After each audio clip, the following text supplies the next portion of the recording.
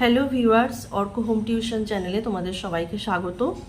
আমি তনুশ্রী ম্যাডাম। আজকে আমি তোমাদের ভৌত বিজ্ঞানের পর্যায় সারণী ও মৌলদের ধর্মের পর্যাবৃত্ততা এই অধ্যায় থেকে গত 5 বছর অর্থাৎ 2019 সাল থেকে মাধ্যমিকে যত প্রশ্ন এসেছে সব এখানে আলোচনা করব।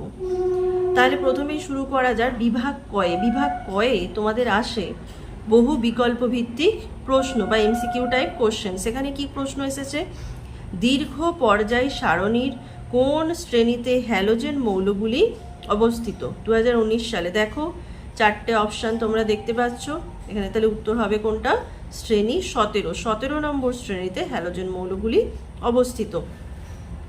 তারপরের প্রশ্নটা দেখো যে কি আছে, নিচের কোন ধর্মটি মৌলদের পর্যায়গত ধর্ম নয়? 2020 সালে এসেছে। 4টে অপশান, তাহলে উত্তর হবে তোমাদের তেজস্ক্রিয়তা, পর্যায়গত ধর্ম নয়, অপশান ডি। কারণ তোমরা জানো যে ধর্মগুলির পর্যায় শ্রেণী বরাবর নিয়মিত পরিবর্তন লক্ষ্য করা যায় তারাই কিন্তু পর্যায়গত ধর্ম। এখানে তেজস্ক্রিয়তা কিন্তু পর্যায়গত ধর্ম নয়। তারপরে দেখো দীর্ঘ পর্যায় সারণীর শ্রেণী সংখ্যা হলো 2022 সালে এসেছে 9, 13, 18, 19। তাহলে এখানে উত্তর হবে 18টি। দীর্ঘ পর্যায় সারণীতে 18টি শ্রেণী আছে। এখানে তোমাদের মনে হতে পারে যে 2020 সালের পরে 2022 সালের প্রশ্ন আমি কেন লিখেছি, কারণ 2021 সালে মাধ্যমিক পরীক্ষা বন্ধ ছিল করোনার কারণে, তাই 2021-এর কোনো প্রশ্ন এখানে নেই। তারপরে আছে দেখো দীর্ঘ পর্যায় সারণীর চতুর্থ পর্যায়ে কতগুলি মৌলিক পদার্থ আছে? 2023 সালে এসেছে। দেখো 4টে অপশান, এখানে উত্তর হবে কোনটা? 18টি। আর চতুর্থ পর্যায়ে কিন্তু 18টি মৌল আছে। আগেই আমি পর্যায়গত বন্টন এই চ্যাপ্টারটা পড়ানোর সময় বলেছিলাম, সেখানে আমি পর্যায়গত বন্টনটা দেখিয়ে দিয়েছিলাম কোন পর্যায়ে কতগুলি মৌল আছে। তারপরের প্রশ্ন দেখো দীর্ঘ পর্যায় সারণীর শ্রেণী 17 অন্তর্গত ক্লোরিন, আয়োডিন, ফ্লোরিন, ব্রোমিন এর জারণ ধর্মের ক্রম হলো? 2022 সালেও এটা এসেছিল। তোমরা জানো যে যে মৌল যত সহজে ইলেকট্রন গ্রহণ করে বিজারিত হতে পারে তার জারণ ধর্ম তত কিন্তু বেশি। এখানে সব থেকে তড়িৎ ঋণাত্মক মৌল আমরা কে জানি? ফ্লুরিন। সে খুব সহজেই ইলেকট্রন নিয়ে ফ্লুরাইড আয়নে পরিণত হতে পারে। তাহলে নিজে যত সহজে বিজারিত হয় সে কিন্তু অন্যকে তত সহজেই জারিত করতে পারবে। তাহলে সব থেকে বেশি জারণ ধর্ম এখানে কি আর হবে? ফ্লুরিনের। তারপরে হবে কার? তার নিচেই থাকে ক্লোরিন, তারপরে ব্রোমিন, তারপরে আয়োডিন। তাহলে ক্রম হবে fluorine greater than chlorine, greater than bromine, greater than iodine. দেখতে পাচ্ছ 4টে অপশান, এদের মধ্যে অপশান হবে D, fluorine greater than chlorine, greater than bromine, greater than iodine. তারপরের দেখায় প্রশ্ন,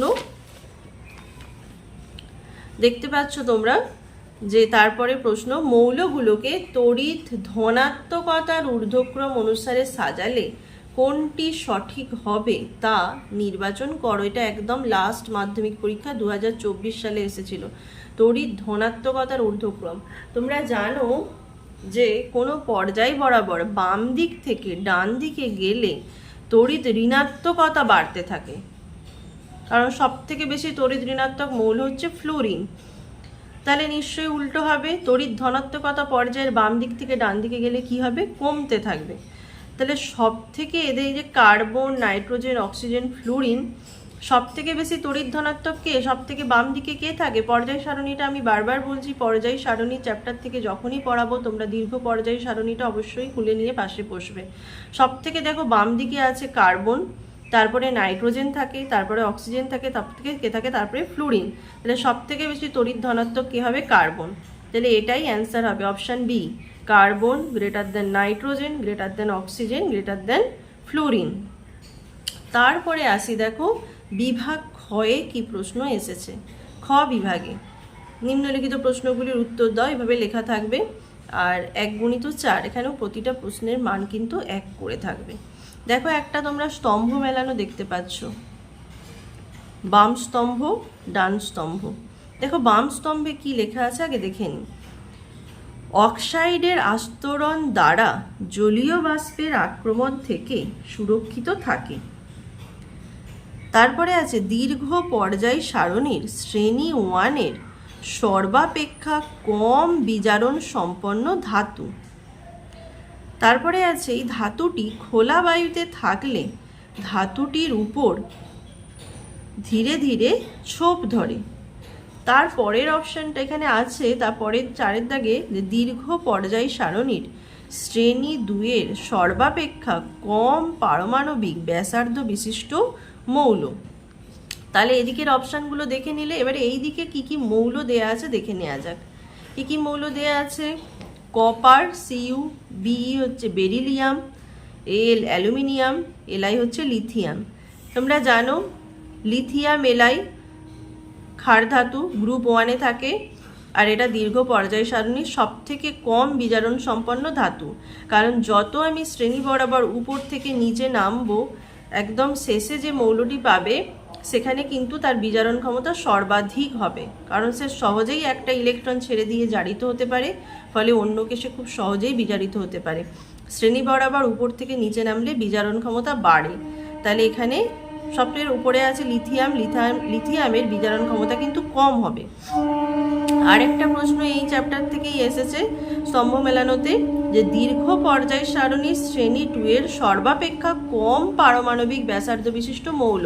তোমরা এটাও জানো যে পড়িয়ে এসেছি আমি, যে কোনো শ্রেণী বরাবর উপর থেকে নিচে নামলে যেহেতু নিউক্লিয়াসের বাইরে একটা করে নতুন ইলেকট্রনের কক্ষপথ যোগ হতে থাকে, তাহলে তার পারমাণবিক ব্যাসার্ধ এই জন্য কী হয়? বেড়ে যায়।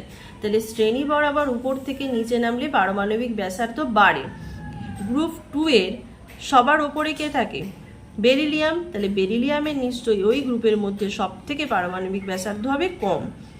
তাহলে পেয়ে গেলে অ্যান্সার, দীর্ঘ পর্যায় সারণীর শ্রেণী 2-এর সর্বাপেক্ষা কম পারমাণবিক ব্যাসার্ধ বিশিষ্ট মৌল হবে কে? বেরিলিয়াম। আচ্ছা, আর বাকি দুটো প্রশ্ন আমি সলভ করে দিচ্ছি। যে অক্সাইডের আস্তরণ দ্বারা জলীয় বাষ্পের আক্রমণ থেকে সুরক্ষিত থাকে, এখানে হবে অ্যালুমিনিয়াম। এটার সঙ্গে দেখো দেয়া আছে কোনটা? অ্যালুমিনিয়াম। কারণ বলে দিই সেটাও কেন, কারণ অ্যালুমিনিয়াম তার উপর একটা অ্যালুমিনিয়াম অক্সাইডের আস্তরণ ফেলে দেয়, যেটা জলে অদ্রাব্য, ফলে এটা কি থাকে? পরবর্তীকালে জলীয় বাষ্পের আক্রমণ থেকে সুরক্ষিত থাকে। আর এই ধাতুটা খোলা বায়ুতে রাখলে ধাতুটির উপর ধীরে ধীরে ছোপ পড়ে, এটা হচ্ছে কপার। কপারকে বায়ুতে, খোলা বায়ুতে রেখে দিলে এর উপর বেসিক কপার কার্বনেটের ছোপ পড়ে যায়। এগুলো তোমরা পরে পড়বে, তাও আমি অপশানগুলো মিলিয়ে দিয়েছি এখানে, বাম স্তম্ভ ডান স্তম্ভ মিলিয়ে দিয়েছি। এটা এসেছিল MP 2019-এ। তারপরে দেখো এসেছে, আবার এসেছে MP 2020-তে, দেখতে পাচ্ছ একই বাম স্তম্ভ আর ডান স্তম্ভ মেলানো। কি কি দেওয়া আছে এদিকে দেখে নিই। বাম স্তম্ভে একটি ইউরেনিয়ামোত্তর মৌল, তারপরে আছে একটি অভিজাত মৌল, তারপরে আছে ধাতুটির অক্সাইডের কার্বন বিজারণ দ্বারা প্রস্তুত করা হয়, আর আছে ধাতু সংকর পিতলে যে ধাতুটির শতকরা পরিমাণ অন্য ধাতুটির শতকরা পরিমাণ থেকে বেশি। তাহলে প্রথমেই আছে কি তোমাদের? ইউরেনিয়ামোত্তর মৌল। ইউরেনিয়ামোত্তর মৌল কোনগুলো আমি তোমাদের পড়িয়ে এসেছি।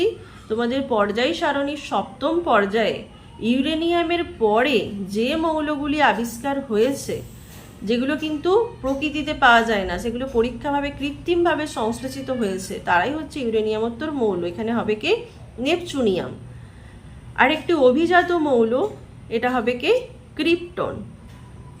আর ধাতুটির অক্সাইডের কার্বন বিজারণ দ্বারা প্রস্তুত করা হয়, এটা হবে জিঙ্ক। আর ধাতু সংকর পিতলে যে ধাতুটির শতকরা পরিমাণ অন্য ধাতুটির শতকরা পরিমাণ থেকে বেশি, সেটা হবে কপার। প্রথমে দুটো প্রশ্ন কিন্তু তোমাদের এসেছে পর্যায় সারণী থেকে। এটা তাহলে কোন সালে এসেছে? MP 2020 সালে। তারপরে দেখো আবার স্তম্ভ মেলানো এসেছে 2022 সালে। বাম স্তম্ভ দেখে নাও। প্রথমে আছে অ্যাসিটিক অ্যাসিড, তারপরে আছে কাচ, তারপরে আছে সর্বাধিক তড়িৎ ঋণাত্মক মৌল, আর আছে একটি অভিজাত মৌল। এক্ষুনি তোমাদের আমি করিয়ে এলাম একটি অভিজাত মৌল কি হবে? ক্রিপ্টন। আর সর্বাধিক তড়িৎ ঋণাত্মক মৌল তোমরা জানো, গ্রুপ 17-এর একদম প্রথমে যে মৌলটি আছে সেটা হবে ফ্লোরিন। আর এই দুটো অন্য চ্যাপ্টার থেকে এসেছে, তাও আমি সলভ করে দিচ্ছি। কাঁচ তোমরা এমনি জানো এটা তড়িৎ অপরিবাহী পদার্থ, আর অ্যাসিটিক অ্যাসিড হচ্ছে মৃদু তড়িৎ বিশ্লেষ্য। তারপরে দেখো এমপি 2022-এ আর একটা প্রশ্ন এসেছে যে FiBrCl ফ্লুরিন, আয়োডিন, ব্রোমিন, ক্লোরিনকে ক্রমহ্রাসমান তড়িৎ ঋণাত্মকতার অনুসারে সাজাও। ক্রমহ্রাসমান তার মানে সবার বেশি কে তড়িৎ ঋণাত্মক হবে? ফ্লুরিন। তাহলে সবার বেশি তড়িৎ ঋণাত্মক হবে ফ্লুরিন, তারপরে কে? ক্লোরিন, তারপরে ব্রোমিন, তারপরে আয়োডিন। তাহলে fluorine greater than chlorine, greater than bromine, greater than iodine.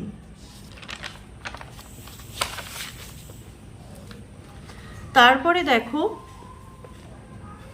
MP 2022-এ আরেকটি প্রশ্ন তোমরা দেখতে পাচ্ছ এসেছে, দীর্ঘ পর্যায় সারণীর কোন শ্রেণীতে গ্যাসীয়, তরল এবং কঠিন তিনটি ভৌত অবস্থার মৌলই বর্তমান? এটার অ্যান্সারটা প্রথমে বলে দিই। দীর্ঘ পর্যায় সারণীর কোন শ্রেণীতে? এটা হবে 17 নম্বর শ্রেণীতে। তোমরা পর্যায় সারণীটা লক্ষ্য করলে দেখবে 17 নম্বর শ্রেণীতে কারা থাকে? Fluorine, chlorine, bromine, iodine. এদের মধ্যে ফ্লুরিন আর ক্লোরিন হচ্ছে গ্যাসীয়, ব্রোমিন তরল, আর আয়োডিন হচ্ছে কঠিন। তাহলে কোন শ্রেণীতে কঠিন, তরল, গ্যাসীয় সব ভৌত অবস্থার মৌলই আছে? সেটা হবে 17 নম্বর শ্রেণীতে। আচ্ছা, অথবা দিয়ে আরেকটি প্রশ্ন এসেছে, ক্ষার ধাতুগুলি দীর্ঘ পর্যায় সারণীর কোন গ্রুপের অন্তর্গত? এটা তোমরা সবাই জানো, ক্ষার ধাতুগুলি দীর্ঘ পর্যায় সারণীর 1 নম্বর গ্রুপে অবস্থান করে। তাহলে ক্ষার ধাতুগুলি দীর্ঘ পর্যায় সারণীর কোন গ্রুপের অন্তর্গত? গ্রুপ 1-এর অন্তর্গত। এবারে দেখো 2023 সালে কি এসেছে। 2023 সালে, এই যে 2023 সাল আমি লিখে রেখেছি, এখানেও একটা স্তম্ভ মেলানো দিয়েছে, বাম স্তম্ভ, ডান স্তম্ভ। প্রথমে আছে একটি ক্ষারীয় মৃত্তিকা ধাতু, তারপরে আছে ধাতু সংকর ইনভারে যে ধাতুটির শতকরা সর্বোচ্চ পরিমাণে থাকে। তারপরে আছে একটি ক্ষার ধাতু, তবে আয়রনের মরিচা রোধে যে ধাতুটির প্রলেপ দেওয়া হয়। আগে আমি পর্যায় সারণীর চ্যাপ্টার থেকে যেগুলো এসেছে সেগুলো স্তম্ভ মেলানোতে করে দিই। একটা ক্ষারীয় মৃত্তিকা ধাতু, এখানে দেখো অপশান দেওয়া আছে Fe, Zn, Ca, K। তাহলে ক্ষারীয় মৃত্তিকা ধাতু কে? গ্রুপ 2-তে কে আছে এগুলোর মধ্যে? Calcium, Ca। তাহলে ক্ষারীয় মৃত্তিকা ধাতু হবে Ca। আর একটা ক্ষার ধাতু কোনটা হবে? এটা হবে পটাশিয়াম, গ্রুপ 1-এ অবস্থিত পটাশিয়াম। বাকি দুটো আমি সলভ করে দিচ্ছি। ধাতু সংকর ইনভারে যে ধাতুটি শতকরা সর্বোচ্চ পরিমাণে থাকে সেটা হবে Fe বা লোহা। আর আয়রনের মরিচা রোধে যে ধাতুটির প্রলেপ দেওয়া হয় সেটা কার? জিঙ্কের প্রলেপ দেওয়া হয়। এটা তোমরা আগেও পড়ে এসেছো গ্যালভানাইজেশন প্রক্রিয়ায়।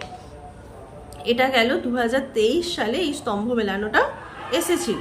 এবারে দেখো একদম লাস্ট পরীক্ষা 2024 সালেও এসেছিল কিন্তু একটা স্তম্ভ মেলানো, বাম স্তম্ভ, ডান স্তম্ভ মেলানো। প্রথমে আছে নোবেল গ্যাস, তারপরে আছে ইনভার, সর্বনিম্ন তড়িৎ ঋণাত্মক মৌল, তারপরে আছে ZnO প্লাস C থেকে Zn প্লাস CO। আচ্ছা, নোবেল গ্যাস বা নিষ্ক্রিয় গ্যাস কোনটা হবে? Rn, radon. আচ্ছা, ইনভারটা কি? একটা সংকর ধাতু। সর্বনিম্ন তড়িৎ ঋণাত্মক মৌল কে পর্যায় সারণীতে? সিজিয়ামের তড়িৎ ধনাত্মকতা সর্বাধিক, সব থেকে বেশি, আর তাহলে সব থেকে কম তড়িৎ ঋণাত্মক মৌল, গ্রুপ 1-এ অবস্থিত একদম শেষে। আর ZnO plus C, Zn plus CO এটা একটা কার্বন দ্বারা বিজারণ পদ্ধতি। ঠিক আছে, তাহলে হয়ে গেল এটা। এবারে দেখো বিভাগ গ তোমরা দেখতে পাচ্ছ। বিভাগ গতে একমাত্র 2022 সালেই মাধ্যমিক পরীক্ষায় প্রশ্ন এসেছিল, কারণ 2022 সালে মাধ্যমিক পরীক্ষায় কিছু চ্যাপ্টার কমানো হয়েছিল, সেই জন্য কিছু চ্যাপ্টার থেকে যে এত নাম্বারের প্রশ্ন থাকবে সেটা মনে হয় পর্যায় সারণী ক্ষেত্রে কিছুটা বেড়েছিল, তাই 2022 সালে মাধ্যমিকে বিভাগ গ থেকে প্রশ্ন দিয়েছিল। কি প্রশ্ন আছে? দীর্ঘ পর্যায় সারণীর শ্রেণী 2-এর মৌলগুলোকে ক্ষারীয় মৃত্তিকা ধাতু বলা হয় কেন? শ্রেণী 2-এর মৌলগুলোকে ক্ষারীয় মৃত্তিকা ধাতু বলা হয় কেন? কেন ক্ষারীয় মৃত্তিকা ধাতু বলা হয় আমি আগেই পড়িয়েছি, আবার একবার বলছি যে দীর্ঘ পর্যায় সারণীর শ্রেণী 2-এর মৌলগুলিকে ক্ষারীয় মৃত্তিকা ধাতু বলা হয় কারণ এরা অক্সাইড রূপে ভূত্বকে অবস্থান করে। তাহলে অক্সাইড রূপে এরা কোথায় অবস্থান করে? ভূত্বকে।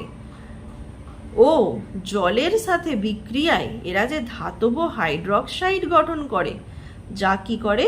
ক্ষার রূপে আচরণ করে। তাই এরা ক্ষারীয় মৃত্তিকা। এক হচ্ছে এরা পৃথিবীর ভূত্বকে অবস্থান করে, আর এদের জলের সঙ্গে বিক্রিয়ায় যে হাইড্রক্সাইড তৈরি হয় তারা কিন্তু ক্ষার রূপে আচরণ করে। আমি একটা বিক্রিয়াও দিয়ে দিয়েছি, Ca+2H2O, এটা কি করবে? CaOH এর whole 2 plus hydrogen, calcium hydroxide, একটা ক্ষার তৈরি করে। ঠিক আছে, তারপরে এসেছিল অথবাতে তোমাদের যে একটি সন্ধিগত মৌল এবং একটি ইউরেনিয়ামোত্তর মৌলের উদাহরণ দাও।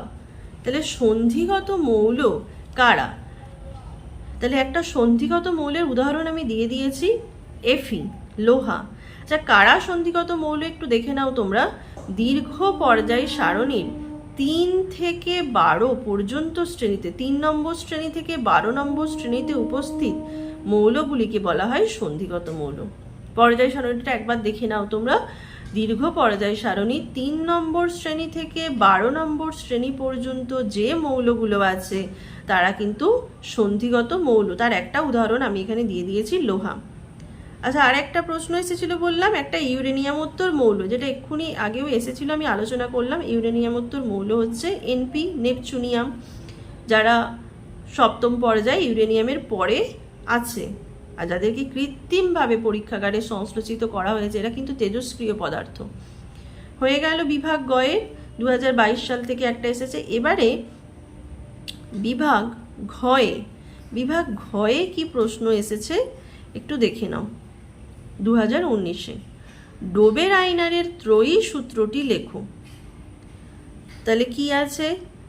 ক্লোরিন, ব্রোমিন, আয়োডিন, ফ্লুরিনকে তাদের জারণ ক্ষমতার ঊর্ধ্বক্রমে সাজাও। তাহলে দুটো প্রশ্ন, একটা হচ্ছে ডোবের আইনারের ত্রয়ী সূত্রটি লেখো, আর আছে ক্লোরিন, ব্রোমিন, আয়োডিন, ফ্লুরিনকে তাদের জারণ ক্ষমতার ঊর্ধ্বক্রমে সাজাও। তাহলে ডোবের আইনারের ত্রয়ী সূত্রটা আমি আগেও আলোচনা করেছিলাম, আর একবার এখানে বলে দিচ্ছি, ভালো করে শুনবে সূত্রগুলো। যে রাসায়নিক ধর্মের সাদৃশ্য আছে এমন 3টি করে মৌলকে পারমাণবিক ভরের ক্রমানুযায়ী সাজিয়ে একটি শ্রেণী গঠন করলে মাঝের মৌলটির পারমাণবিক ভর মোটামুটিভাবে অন্য দুটির গড় পারমাণবিক ভরের সমান হয়। এর সঙ্গে একটা উদাহরণ কিন্তু তোমরা দিয়ে দেওয়ার চেষ্টা করবে। যে রাসায়নিক ধর্মে মিল আছে এমন 3টে মৌল কে?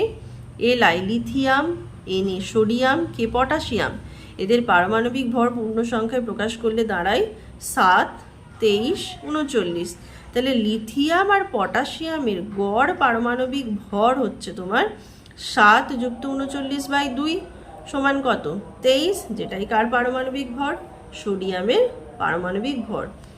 আর একটা প্রশ্ন ছিল ক্লোরিন, ব্রোমিন, আয়োডিন, ফ্লুরিনকে জারণ ক্ষমতার ঊর্ধ্বক্রমে সাজাও। তাহলে ক্লোরিন, ব্রোমিন, আয়োডিন, ফ্লুরিনকে জারণ ক্ষমতার ঊর্ধ্বক্রমে সাজিয়ে পাই fluorine greater than chlorine, greater than bromine, greater than iodine. কারণ ফ্লুরিন হচ্ছে সব থেকে বেশি তড়িৎ ঋণাত্মক মৌল, এর সহজেই একটা ইলেকট্রন নিয়ে বিজারিত হতে পারে, ফলে অন্যকে খুব সহজেই কি করতে পারে? জারিত। তারপরেই আসবে ক্লোরিন, ব্রোমিন, আয়োডিন। এটা গেল। আর একটা প্রশ্ন কি ছিল অথবা দিয়ে, যে মোজলের পরীক্ষার গুরুত্বপূর্ণ সিদ্ধান্ত কি? পর্যায় সারণীর ক্ষেত্রে এই সিদ্ধান্তের গুরুত্ব কি? তাহলে মোজলের পরীক্ষার গুরুত্বপূর্ণ সিদ্ধান্ত কি আগে আমরা দেখে নিই। 1913 থেকে 14 সালে বিজ্ঞানী মোজলে বিভিন্ন মৌলের ওপর তীব্র গতিসম্পন্ন ইলেকট্রনের স্রোত অর্থাৎ ক্যাথোড রশ্মি দ্বারা আঘাত করে এক্স রশ্মির বর্ণালী উৎপন্ন করেন। এই সৃষ্ট এক্স রশ্মির বর্ণালীর উপর নানা পরীক্ষা নিরীক্ষা করেন। এই পরীক্ষা থেকে মোজলে সিদ্ধান্তে আসেন যে পরমাণু ক্রমাঙ্ক মৌলের মূলগত ধর্মের কিন্তু নিয়ন্ত্রক, পারমাণবিক ভর নয়। আগে যে পারমাণবিক ভরের সাপেক্ষে পর্যায় সারণী প্রস্তুত হয়েছিল সেটা নয়। তাহলে মৌলের মূলগত ধর্মের নিয়ন্ত্রককে পরমাণু ক্রমাঙ্ক। এটা গেল মোজলের পরীক্ষার সিদ্ধান্ত। তাহলে আরেকবার বলছি, 1913 থেকে 14 সালে বিজ্ঞানী মোজলে বিভিন্ন মৌলের ওপর তীব্র গতিসম্পন্ন ইলেকট্রনের স্রোত অর্থাৎ ক্যাথোড রশ্মি দ্বারা আঘাত করে এক্স রশ্মির বর্ণালী উৎপন্ন করেন। আর এভাবে সৃষ্ট এক্স রশ্মির বর্ণালীর উপর নানাবিধ পরীক্ষা নিরীক্ষা করেন। এই পরীক্ষা থেকে মোজলের সিদ্ধান্তে আসেন যে পরমাণু ক্রমাঙ্ক মৌলের মূলগত ধর্মের নিয়ন্ত্রক, পারমাণবিক ভর নয়। তাহলে এটা গেল মোজলের পরীক্ষার গুরুত্বপূর্ণ সিদ্ধান্ত। তাহলে কি, অর্থাৎ কোনো মৌলের বিভিন্ন ধর্ম, বৈশিষ্ট্য, ভৌত ধর্ম, রাসায়নিক ধর্ম সবই নির্ভর করে তার পরমাণু ক্রমাঙ্কের উপর, পারমাণবিক ভরের ওপর কিন্তু নয়। এবার এই সিদ্ধান্তের ফলে কি হয়েছিল? এই সিদ্ধান্তের ফলস্বরূপ মৌলগুলোকে পারমাণবিক ভরের পরিবর্তে পরমাণু ক্রমাঙ্ক অনুসারে পর্যায় সারণীতে সাজিয়ে মেন্ডেলিভ পর্যায় সূত্রের সংশোধন করেছিলেন। সেই সংশোধিত পর্যায় সূত্রের উপর ভিত্তি করেই মেন্ডেলিভের পর্যায় সারণীর যে আধুনিক সংস্করণ আর দীর্ঘ পর্যায় সারণী আমরা দেখতে পাই সেগুলো প্রকাশিত হয়েছে। তাহলে এই সিদ্ধান্তের ফলস্বরূপ কি হয়েছিল? মৌলগুলোকে পারমাণবিক ভরের পরিবর্তে পরমাণু ক্রমাঙ্ক অনুসারে পর্যায় সারণীতে সাজিয়ে মেন্ডেলিভের পর্যায় সূত্রে সংশোধন করা হয়েছে। আর এই সংশোধিত পর্যায় সূত্রের উপর ভিত্তি করেই মেন্ডেলিভের পর্যায় সারণীর আধুনিক সংস্করণ ও দীর্ঘ পর্যায় সারণী প্রকাশিত হয়। তারপরে আসি এমপি 2020-তে বিভাগ ঘয়ে কি প্রশ্ন এসেছিল। হাইড্রোজেনের সঙ্গে গ্রুপ 1 মৌলগুলির একটি ধর্মের ও গ্রুপ 17 মৌলগুলির দুটি ধর্মের বৈসাদৃশ্যের উল্লেখ করো। 3 নাম্বার করে থাকে এইগুলোই। আর অথবা দিয়ে আরেকটা প্রশ্ন এসেছিল, আগে আমি এটা আলোচনা করি। হাইড্রোজেনের সঙ্গে গ্রুপ 1 মৌলগুলির একটি ধর্মের ও গ্রুপ 17 মৌলগুলির দুটি ধর্মের বৈসাদৃশ্যের উল্লেখ করো। আগে আমি পড়ানোর সময় সাদৃশ্য উল্লেখ করেছিলাম, এখানে আমি বৈসাদৃশ্যটা বলে দিচ্ছি যে অমিল কোথায়। হাইড্রোজেনের সঙ্গে গ্রুপ 1 মৌলগুলির ধর্মের বৈসাদৃশ্য, 1 নম্বর হচ্ছে অধিকাংশ ক্ষার ধাতু, মানে গ্রুপ 1-এ যারা থাকে ক্ষার ধাতু সাধারণ উষ্ণতায় হচ্ছে কঠিন মৌল, কিন্তু হাইড্রোজেন সাধারণ উষ্ণতায় গ্যাসীয় মৌল। আর একটা আমি বলে দিচ্ছি, ক্ষার ধাতুগুলো হচ্ছে এক পরমাণু, যেমন Li, Na, K, এটাই অণু ওদের। আর হাইড্রোজেন হচ্ছে দ্বিপরমাণু, কারণ হাইড্রোজেনের একটি অণু তৈরি করতে দুটো পরমাণু লাগে। দেখো H2, এটা গেল গ্রুপ 1-এর ক্ষার ধাতুগুলোর সঙ্গে বৈসাদৃশ্য। এবারে দেখো গ্রুপ 17 মৌলগুলোর সঙ্গে হাইড্রোজেনের বৈসাদৃশ্য। 1 নম্বর হচ্ছে হ্যালোজেন মৌলগুলো তড়িৎ ঋণাত্মক মৌল, হাইড্রোজেন হচ্ছে তড়িৎ ধনাত্মক মৌল।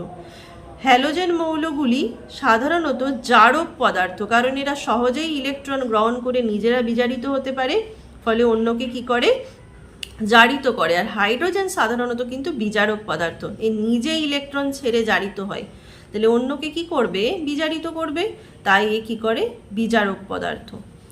আচ্ছা 3 নম্বর আরেকটা আমি এক্সট্রা দিয়েছি, হ্যালোজেন মৌলগুলির সর্ববহিস্থ কক্ষে 7টা করে ইলেকট্রন থাকে, কিন্তু সেখানে হাইড্রোজেনের সর্ববহিস্থ কক্ষে 1টা ইলেকট্রন থাকে।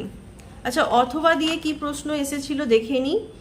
অথবা দিয়ে তোমাদের প্রশ্ন এসেছিল অনেকগুলোই, যে নির্দেশ মতো সাজাও। একবার খালি পড়ে দিচ্ছি আমি প্রশ্নগুলো, 2020 সালে এগুলো এসেছিল। যে দীর্ঘ পর্যায় সারণীর গ্রুপ 1-এর অন্তর্গত Na সোডিয়ামকে, পটাশিয়াম, Li লিথিয়াম, Rb রুবিডিয়ামকে পারমাণবিক ব্যাসার্ধের নিম্নক্রম অনুযায়ী। 2 নম্বর দীর্ঘ পর্যায় সারণীর গ্রুপ 16-এর অন্তর্গত সালফার, অক্সিজেন, টেলুরিয়াম, সেলেনিয়ামকে তড়িৎ ঋণাত্মকতার ঊর্ধ্বক্রম অনুযায়ী। আর গ্রুপ 2-এর অন্তর্গত ক্যালসিয়াম, বেরিলিয়াম, স্ট্রনসিয়াম, ম্যাগনেসিয়ামকে বিজারণ ক্ষমতার নিম্নক্রম অনুযায়ী সাজাও। আর লেখা আছে যে মৌলগুলির চিহ্নের পাশে এই যে ব্র্যাকেটে যেগুলো দেওয়া আছে এগুলো হচ্ছে মৌলগুলোর পারমাণবিক সংখ্যা দেওয়া আছে। তাহলে সাজানো যাক প্রথমে প্রশ্নটা অথবা দিয়ে। এর দাগের যে দীর্ঘ পর্যায় সারণীর গ্রুপ 1-এর অন্তর্গত সোডিয়াম, পটাশিয়াম, লিথিয়াম, রুবিডিয়ামকে পরমাণুর ব্যাসার্ধের নিম্নক্রম অনুযায়ী সাজিয়ে পাই। আমরা জানি যে কোনো গ্রুপের উপর থেকে নিচের দিকে গেলে তার পারমাণবিক ব্যাসার্ধ হচ্ছে বেড়ে যায়। তাহলে সেখান থেকে সব থেকে বেশি পারমাণবিক ব্যাসার্ধ সবার নিচে সব থেকে বেশি পরমাণু ক্রমাঙ্ক কার আছে? রুবিডিয়াম। রুবিডিয়ামের সব থেকে বেশি, তারপরে হবে পটাশিয়াম, তারপরে সোডিয়াম, তারপরে হবে লিথিয়াম। তাহলে RB greater than K, greater than NA, greater than LI. তারপরের প্রশ্নে চলে যাই। দীর্ঘ পর্যায় সারণীর গ্রুপ 16 অন্তর্গত সালফার, অক্সিজেন, টেলুরিয়াম, সেলেনিয়ামকে তড়িৎ ঋণাত্মকতার ঊর্ধ্বক্রম অনুযায়ী সাজায়। যে কোনো গ্রুপের উপর থেকে নিচে নামলে তড়িৎ ঋণাত্মকতা হ্রাস পায়। তাহলে সব থেকে এখানে কম তড়িৎ ঋণাত্মকতা কার হবে? টেলুরিয়াম, টিই, তারপরে আছে সেলেনিয়াম, এসি, তারপরে সালফার, তারপরে oxygen. TE less than SE, less than S, less than O. তারপরে আছে দীর্ঘ পর্যায় সারণীর গ্রুপ 2 অন্তর্গত ক্যালসিয়াম, বেরিলিয়াম, স্ট্রনসিয়াম, ম্যাগনেসিয়ামকে বিজারণ ক্ষমতার নিম্নক্রম অনুযায়ী সাজিয়ে পায়। যে কোনো শ্রেণী বরাবর যত উপর থেকে নিচে যাওয়া যায় তত বিজারণ ক্ষমতা বাড়ে, কারণ তত সহজে একটা করে যেহেতু নিউক্লিয়াসের চারিদিকে ইলেকট্রনের কক্ষপথ যোগ হচ্ছে, তাহলে তারা সহজেই ইলেকট্রন ছেড়ে দিয়ে নিজেরা জারিত হতে পারে, ফলে তারা সহজেই অন্যকে বিজারিত করতে পারে। তাহলে সবার নিচে আছে স্ট্রনসিয়াম, এর হবে সব থেকে বেশি বিজারণ ক্ষমতা এখানে। তারপরে হবে ক্যালসিয়াম, ম্যাগনেসিয়াম, বেরিলিয়াম। তাহলে S R greater than CA, greater than magnesium, greater than beryllium. তারপরে আছে দীর্ঘ পর্যায় সারণীর, এটা 2022 সালে এসেছিল, শ্রেণী 16 প্রথম 3টি মৌল অক্সিজেন, সালফার, সেলেনিয়াম, এদের পারমাণবিক ব্যাসার্ধের নিম্নক্রমে সাজাও, তড়িৎ ঋণাত্মকতার ঊর্ধ্বক্রমে সাজাও, আয়নাইজেশন শক্তির নিম্নক্রমে সাজাও। তাহলে অক্সিজেন, সালফার, সেলেনিয়াম কোন শ্রেণীতে আছে? 16। তাহলে দীর্ঘ পর্যায় সারণীর 16 নম্বর শ্রেণীর 3টে মৌল অক্সিজেন, সালফার, সেলেনিয়ামকে পারমাণবিক ব্যাসার্ধের নিম্নক্রমে সাজিয়ে পায়। আমি আবার বলছি যে যত কোনো গ্রুপে বা শ্রেণীর উপর থেকে নিচে যাওয়া যায় তার পারমাণবিক ব্যাসার্ধ বেড়ে যায়। তাহলে এই 3টে মৌলর মধ্যে সবার নিচে আছে শ্রেণীতে হচ্ছে সেলেনিয়াম, তার পারমাণবিক ব্যাসার্ধ বেশি। তাহলে selenium greater than sulphur, greater than oxygen. আর তড়িৎ ঋণাত্মকতার ঊর্ধ্বক্রমে সাজালে যত উপর থেকে নিচে যাওয়া যায় তড়িৎ ঋণাত্মকতা হ্রাস পায়। তাহলে সব থেকে বেশি তড়িৎ ঋণাত্মক এখানে হবে হচ্ছে অক্সিজেন। তাহলে selenium less than sulphur, less than oxygen. আর একটা আয়নাইজেশন শক্তির নিম্নক্রমে সাজাও। আয়নাইজেশন শক্তির নিম্নক্রমে সাজালে আমরা পাবো oxygen greater than sulphur, greater দেন সেলেনিয়াম। আয়নাইজেশন শক্তিটা কি একবার বলে দিই, যে কোনো বিচ্ছিন্ন পরমাণু থেকে তার সর্বশেষ কক্ষের ইলেকট্রনটাকে বার করতে যে ন্যূনতম শক্তির প্রয়োজন হয়। এবার এই 3টের মধ্যে সব থেকে বেশি তড়িৎ ঋণাত্মক হচ্ছে তোমার অক্সিজেন। তাহলে অক্সিজেনের লাস্ট কক্ষের ইলেকট্রনটাকে ধরে রাখার প্রবণতা হচ্ছে বেশি। তাহলে সে যদি তার লাস্ট কক্ষের ইলেকট্রনটাকে যদি বার করতে হয় তাহলে শক্তি বেশি প্রয়োগ করতে হবে। তাহলে সব থেকে বেশি ওই জন্য আয়নাইজেশন শক্তি হচ্ছে অক্সিজেন, তারপরে সালফার, তারপরে হবে হচ্ছে সেলেনিয়াম। এবারে আসি এমপি 2023-এ কি প্রশ্ন এসেছিল। পর্যায় সারণী রচনায় মেন্ডেলিভের অবদানগুলি লেখো। এগুলো আমি আলাদা করে লিখিনি এই অ্যান্সারটা, এটা আমি একটু বলে দিচ্ছি তোমাদের মুখে। আচ্ছা, পর্যায় সারণী রচনায় প্রথমে ডোবেরিনা ত্রয়ী সূত্র দিয়েছিলেন, তারপরে নিউল্যান্ড দিয়েছিলেন অষ্টক সূত্র। নিউল্যান্ডের দেখানো পথ ধরেই মেন্ডেলিভ বিভিন্ন মৌলকে পর্যায় আর শ্রেণী বরাবর কি করেছে? সারিবদ্ধ করেছেন। মেন্ডেলিভ যখন মৌল পর্যায় সারণী দিয়েছিল তখন মৌল ছিল হচ্ছে তোমার 63টি মৌল ছিল। সেই 63টি মৌলকে পর্যায় সারণী দিয়ে শ্রেণীবদ্ধ করার ফলে কোনো পর্যায় আর শ্রেণী বরাবর মৌলগুলোকে স্টাডি করলে আমরা দেখতে পাবো যে তাদের ধর্মগুলি কিভাবে পরিবর্তন হচ্ছে। কোনো শ্রেণীর একটা মৌলের ধর্ম যদি আমরা জানি তাহলে তার অন্য মৌলগুলির ধর্ম সম্বন্ধে আমরা কিন্তু ধারণা পেতে পারি। যেমন ধরো গ্রুপ 1, গ্রুপ 1-এ লিথিয়াম আছে, সোডিয়াম আছে। ধরো সোডিয়াম একটা হচ্ছে ধাতব মৌল, ঠিক আছে, একটা ধাতব মৌল। আর এর যৌগগুলোকে আমরা যদি দেখি সেটা থেকে এতে আর যারা আছে পটাশিয়াম, লিথিয়াম, এদের ধর্মগুলো সম্বন্ধেও আমরা কিন্তু সম্যক ধারণা পাবো। আবার ধরি গ্রুপ 17-এ আছে ফ্লোরিন, এটা কিন্তু তড়িৎ ঋণাত্মক মৌল। তাহলে এর আমি কিছু ধর্ম যদি দেখি, সেটা থেকে আমরা ক্লোরিন, ব্রোমিন, আয়োডিনের ধর্ম সম্বন্ধেও কিন্তু ধারণা করতে পারবো। আর মেন্ডেলিভের পর্যায় সারণীতে অবদান কি? আচ্ছা, মেন্ডেলিভ যখন পর্যায় সারণী তৈরি করেছিলেন তখন সাজাতে গিয়ে পর্যায় সারণীকে পারমাণবিক ভরের ক্রমানুসারে কিছু কিছু মৌলের পারমাণবিক ভরে ভুল ছিল, সেগুলো মেন্ডেলিভ সংশোধন করেছিলেন। যেমন হচ্ছে বেরিলিয়ামের পারমাণবিক ভরে ভুল ছিল। আচ্ছা, আর কি, মেন্ডেলিভ যখন বললাম যে পর্যায় সারণী তৈরি করেছিলেন তখন মৌল ছিল 63টি, কিন্তু মেন্ডেলিভ তার পর্যায় সারণীতে অনেকগুলি জায়গা ফাঁকা রেখেছিলেন, যেমন বোরনের নিচে, তারপরে অ্যালুমিনিয়ামের নিচে, সিলিকনের নিচে, এদের নাম দিয়েছিলেন একা বোরন, একা সিলিকন। ঠিক আছে, তাহলে এই যে ফাঁকা স্থানগুলো দেখে পরবর্তীকালে বিজ্ঞানীরা উদ্বুদ্ধ হয়েছিল যে ওই স্থানে কোন মৌল থাকে সেই সম্বন্ধে ধারণা লাভ করার জন্য তারা গবেষণা করেছিল। সেখান থেকে নতুন নতুন মৌলের আবিষ্কার হয়েছে। তাহলে পর্যায় সারণী রচনায় মেন্ডেলিভের অবদান কিন্তু অনস্বীকার্য। ঠিক আছে, মোটামুটি এটা তোমরা পড়ে নেবে, আরও ডিটেলসে একটু পড়লে তোমরা পারবে। তারপরে অথবা দিয়ে 2023 সালে প্রশ্ন এসেছিল, কোন পরমাণু পারমাণবিক ব্যাসার্ধ বলতে কি বোঝায়? আর দীর্ঘ পর্যায় সারণীর গ্রুপ 14-এর প্রথম 3টি মৌলিক পদার্থ কার্বন, সিলিকন এবং জার্মেনিয়ামকে তাদের পারমাণবিক ব্যাসার্ধের ঊর্ধ্বক্রমে সাজাও। তাহলে কোনো বিচ্ছিন্ন পরমাণুর পারমাণবিক ব্যাসার্ধ কি? কোনো বিচ্ছিন্ন পরমাণুর নিউক্লিয়াস থেকে সর্ববহিষ্ঠ যে কক্ষে ইলেকট্রন থাকে সেই ইলেকট্রন কক্ষের দূরত্বকে ওই পরমাণুর পারমাণবিক ব্যাসার্ধ বলা হয়। তাহলে পরমাণুর আকারকে পারমাণবিক ব্যাসার্ধ দ্বারা প্রকাশ করা হয়, আর পরমাণুর ব্যাসার্ধ বলতে মোটামুটি সমযোজী ব্যাসার্ধকেই ধরে নেওয়া হয়।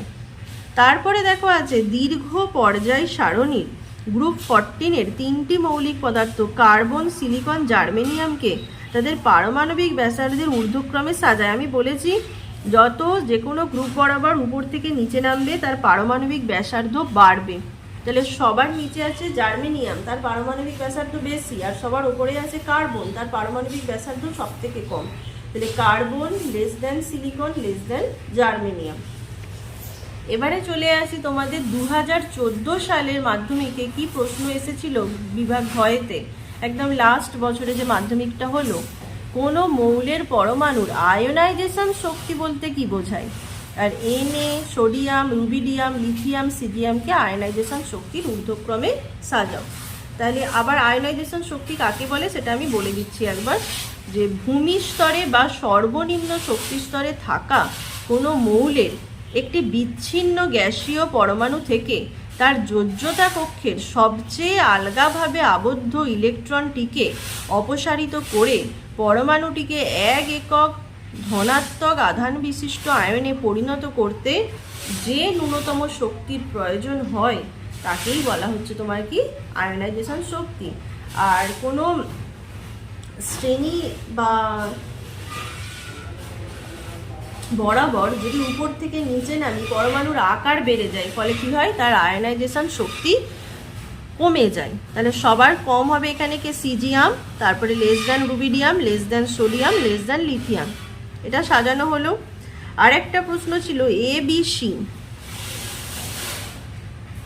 মৌলের পরমাণু ক্রমাঙ্ক যথাক্রমে n-2, n আর n+1। বি মৌলটি নিষ্ক্রিয় গ্যাস। এ ও সি পর্যায় সারণীর কোন শ্রেণীতে অবস্থিত? এদের মধ্যে কার বিজারণ ক্ষমতা বেশি? আর এ ও সি যুক্ত হয়ে যে যৌগ গঠন করে তার সংকেত। এই প্রশ্ন এলে কিভাবে সলভ করবে দেখে নাও। আচ্ছা, বি এর পরমাণু ক্রমাঙ্ক বলা আছে n, আর বি একটা নিষ্ক্রিয় মৌল, তাহলে বি এর নিশ্চয়ই শেষ কক্ষে মানে যোজ্যতা কক্ষে কটা ইলেকট্রন থাকবে? 8টা। আর n-2 পরমাণু ক্রমাঙ্ক যার এ মৌল, তার যোজ্যতা কক্ষে ইলেকট্রন থাকবে তাহলে কটা? 8-2 6টা। আর n+1 যার সি মৌল, তার যোজ্যতা কক্ষে কটা থাকবে? 1টা।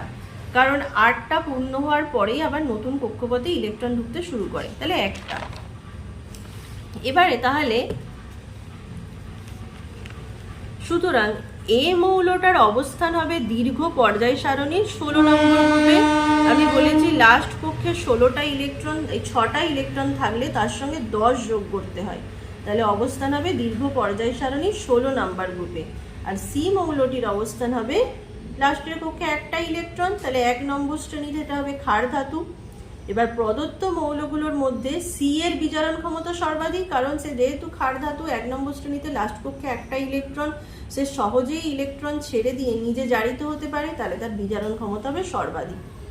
এবারে এ আর সি দ্বারা একটা তোমাদের যৌগ গঠন করে তার সংকেত দেখাতে বলেছে। আচ্ছা, এর যোজ্যতা তাহলে 8 - 6 2, কারণ সবাই চাই অষ্টক পূর্তি 8টা ইলেকট্রন, এই লাস্ট কক্ষে 6টা ইলেকট্রন থাকে এর, তাহলে 8টা পেতে গেলে কি 8 - 6 দুটো লাগবে, কারণ যোজ্যতা কক্ষে 6টা ইলেকট্রন। আবার সি এর যোজ্যতা কক্ষে 1টা ইলেকট্রন থাকায় এর যোজ্যতা হবে 1, তাহলে এর যোজ্যতা 2, সি এর যোজ্যতা 1। এ আর সি দ্বারা গঠিত যৌগটার সংকেত হবে তাহলে C2A, যেহেতু সি এর যোজ্যতা 1, C2। আর এ আর সিকে আমি প্রথমে বসালাম কারণ সি যেহেতু ক্ষার ধাতু, এ হচ্ছে তড়িৎ ধনাত্মক মৌল হয়। আর এটির প্রকৃতি হবে যৌগটার তড়িৎযোজী বা আয়নীয় হবে। ঠিক আছে, থ্যাংক ইউ বন্ধুরা এতক্ষণ আমার ভিডিওটা দেখার জন্যে। আর অবশ্যই ভিডিওটা যদি ভালো লেগে থাকে আমাদের অর্ক হোম টিউশন চ্যানেলটাকে সাবস্ক্রাইব করে দেবেন। ধন্যবাদ।